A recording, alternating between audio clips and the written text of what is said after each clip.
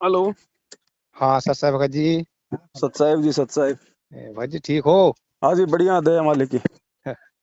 कल फोन करा था, कल भी नंबर न मिला था आपका। हाँ जी। हाँ।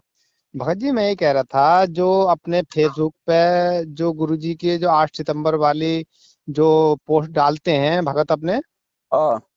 तो भगत जी उसमें कुछ भगत तो उसमें संगीत के मतलब तौर पे कोई भजन या कोई ऐसी वो जो लगाते हैं, तो अब संगीत तो गलत है भगत जी, अपने उसमें लगाना संगीत पोस्ट में।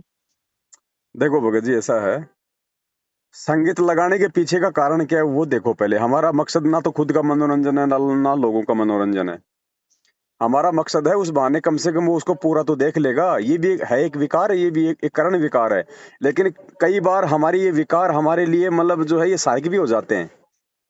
तो वैसे आदमी पोस्ट को नहीं पढ़ता इतना पूरा, और जब उसके पीछे कोई कोई भजन और कोई वो चलता रहता है ना, तो हाँ हाँ आदमी उसको सुनते सुनते उसको पूरा पढ़ लेता है। ठीक है। बाकी हमारा हाँ कोई हाँ। मकसद थोड़ी है कोई इस तरीके से लोगों को सुनाना, वो करना, ये करना। अब ऐसे तो भगत जी साधना टीवी पे सत्संग आता है तो क्या गुरु जी आशीर्वाद देते हैं, पीछे वो शंख नहीं बजता? आप गुरु जी के सत्संग सुनते हो इंटरनेट पे, क्या उसमें वो नहीं आता, वो म्यूजिक नहीं आता आगे पीछे पहले? हमारे घर में बर्तन खुड़कते हैं, क्या उनमें म्यूजिक नहीं है भगत जी? हम बोलते हैं, क्या ये एक शब्द नहीं है, म्यूजिक नहीं है? भाई हम क्यों प्रभावित हो रहे हैं उससे? हम इन चीजों को हम क्यों करें? हम कोई जानबूझ के तो हम कोई सुन नहीं रहे। अब आप किसी बस में जाओगे और वहां पे उसने गाड़ी चला रखी है, आप उसको रुकवा दोगे भगत जी? लेकिन भाई आप क्यों ध्यान दो उस पे? हमारी कोई रुचि नहीं बढ़नी चाहिए उसमें। लेकिन ये खाली भगत ही थोड़ी देखते हैं सोशल मीडिया पे, भगत जी जगत भी तो देखता है ना, तो जगत थोड़ी भगत है। हाँ मैंने ये भगत जी से बात कर लो इस मामले में। कौन भगत जी? आप सही, मैंने कि आपसे मैंने भगत जी से फोन करूंगा और ये उससे। भगत जी, ये कॉमन सेंस की बात है, छोटी छोटी बातें हैं। अब तुम्हें म्यूजिक से इतना मान लो डर लग रहा है, भाई लोगों को इतना वो परहेज हो रहा है, वो क्या करेंगे फिर जाके जाके? भाई म्यूजिक आप कोई मनोरंजन के लिए थोड़ी भेज रहे हैं, ये भी तो देखो ना भगत जी। अगर मनोरंजन के लिए भेजते तो पूरा का पूरा ना भेजें। हाँ ये वो तो बात बीस सही बीस है। सेकंड के, 50-50 सेकंड के, ताकि लोग उन पोस्टों को थोड़ा सा मतलब कि पढ़ लें, उनको उनको पूरा पढ़ लें उनको। कई चीजें होती है ना भगत जी, भावनात्मक रूप से हमारे को प्रभावित करती है, हमारे फायदे में होती है। अब जैसे हाँ कई बार गुरु जी के कई ऐसे सत्संग है, उनके पीछे जैसे कोई टून लगा दी जाती है वो दर्द भरी, तो हमारे भाव बनते कि नहीं बनते? हमारे आंखों में आंसू आते कि हाँ नहीं हाँ आते? हाँ तो हाँ। हमारे लिए वो टून फायदेमंद है फिर नुकसानदायक रही? हाँ जिससे देखो हमारी परमात्मा की याद आवे तो हमारे लिए तो तो ठीक ही बताओ, है। तो दिक्कत क्या है फिर उस चीज में भगत जी? ये छोटी छोटी बातें हैं भगत जी, हमें हमें हमारे मकसद को समझना है।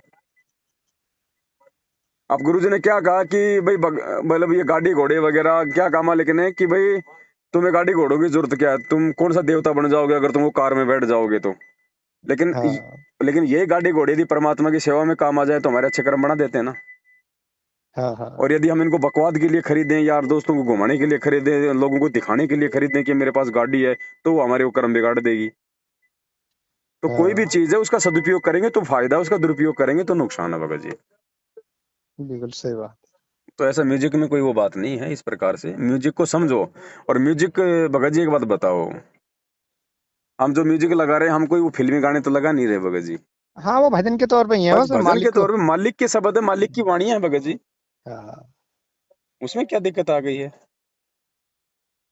ना थोड़ा सा उसमें एक आध दो संगीत जो मैंने देखे ना, उसमें थोड़ी तड़क भड़क वाली उसमें संगीत था, तो इसलिए मैंने कहा है। नजरअंदाज करो उन चीजों को भगत जी। लाखों भगत हैं, सबके विचार एक जैसे नहीं हो सकते। हाँ ये तो बात है ठीक क्या है नहीं? खैर। अगर कोई कुछ वो तो, अगर कोई तड़क भड़क भी लगा रहा है तो उसको, उस भगत का भी लगाने का मकसद कोई और नहीं है।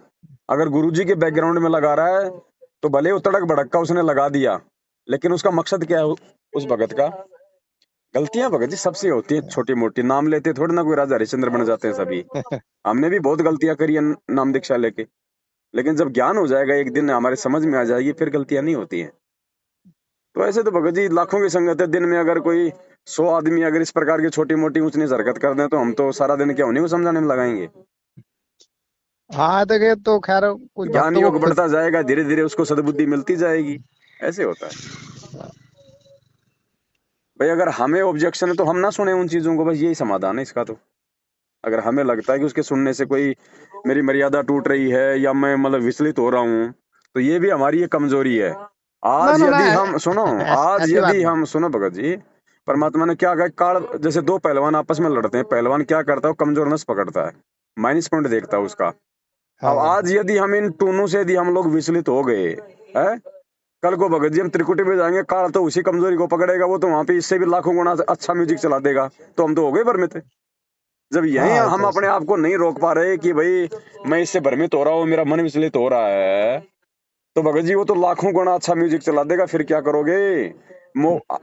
आपका मोबाइल बजता है, उसमें भी तो रिंगटोन आती है भगत जी, नहीं आती क्या? हाँ चलो तो है। चलो आप मत लगाओ, आप अपने रिश्तेदार को फोन करोगे, वो तो फिल्मी गाने भी लगा के रखता है, तो क्या आप उसको फोन ही नहीं करोगे? ये कॉमन सेंस की बातें हैं भगत जी, समझो इन चीजों को। हमारा मकसद है 8 सितंबर का सतगुरु प्रकट दिवस का ज्यादा से ज्यादा प्रचार हो। और परमात्मा ने कहा क्या, अगर सच्चाई के लिए आपको अगर कोई मर्यादित हद भी पार करनी पड़े ना सच्चाई के लिए, तो उसमें नुकसान नहीं है। जैसे सेव समन ने भगत जी चोरी करी थी, लेकिन उसके हाँ, चोरी करने का मकसद क्या था? परमात्मा के लिए निमित्त करी थी तो वो तो। परमात्मा ने उस चोरी को अच्छा बताया कि उसको बुरा बताया? हम्म, उसको तो मान के चलो, जब जब ठीक था, तो उचित था, फिर जब तो मालिक ने मतलब शीश लगा दिया उनका।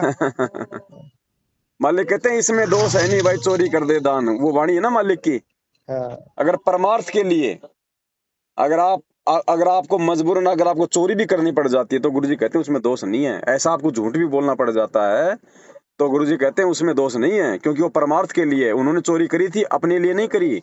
उन्होंने उस हाँ, नगर को बचाने के लिए, कि आज अगर गुरुजी भूखे चले गए तो ये नगर नहीं रहेगा, बर्बाद हो जाएगा। साधु संत अगर जिस नगरी से भूखे जाते हैं वो बर्बाद हो जाया करता है, इसलिए उन्होंने उस नगर को बचाने के लिए चोरी की थी। तो परमात्मा ने उस चोरी को अच्छा बताया, उसको बुरा नहीं बताया। तो हमने इन चीजों पे विचार करना चाहिए। इतना बुद्धिमान समाज हो गया आज भी छोटी छोटी बातों को लेके, ऐसा ऐसा नहीं होता भगत जी, ऐसे तो हम लोग फिर बहुत ज्यादा कमजोरी रह जाएगी हमारे अंदर। ठीक है भगत जी, ठीक है। सत ठीक, साहिब। सत्संग जी, सत्संग।